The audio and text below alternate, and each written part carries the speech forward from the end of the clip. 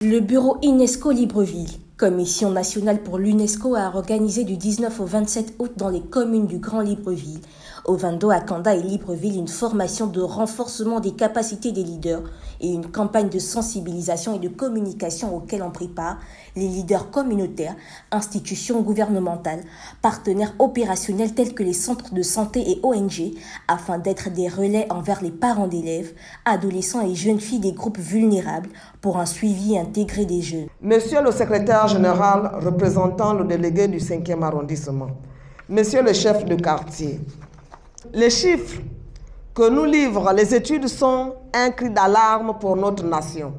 81% des filles mères gabonaises voient leur avenir brisé par des grossesses précoces, dont 9% surviennent avant l'âge de 15 ans.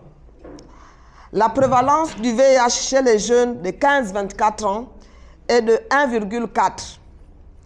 32% des violences en milieu scolaire sont de nature sexuelle, tandis que 40% des violences naissent au sein de foyers normalisés par des normes sociales destructrices. L'éducation à la santé et au bien-être est un bouclier scientifique pour protéger nos enfants des grossesses précoces, des IST, VIH, SIDA, des violences basées sur le genre et des drogues. Monsieur le secrétaire général représentant le délégué du 5e arrondissement de Libreville, monsieur le chef de quartier, vous êtes le pilier des communautés, le gardien de nos valeurs et les voix écoutées de nos quartiers. Notre mission s'articule autour des engagements clés.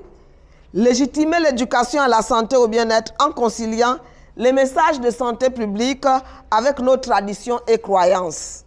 La mairie du 5e arrondissement ce jour a été le lieu choisi pour abriter la clôture de la première phase de cet atelier historique de sensibilisation des leaders communautaires sur l'éducation à la santé et au bien-être qui a vu la présence des chefs de quartier, ONG et agents municipaux. C'est dire combien de fois vous attachez, madame, une importance capitale à notre arrondissement. À cet effet, j'invite les leaders ici présents, notamment les chefs de quartier, et chacun d'entre nous, à être les relais de ce qui sera dit ici. J'ai apprécié dans votre allocution l'expression révolution silencieuse.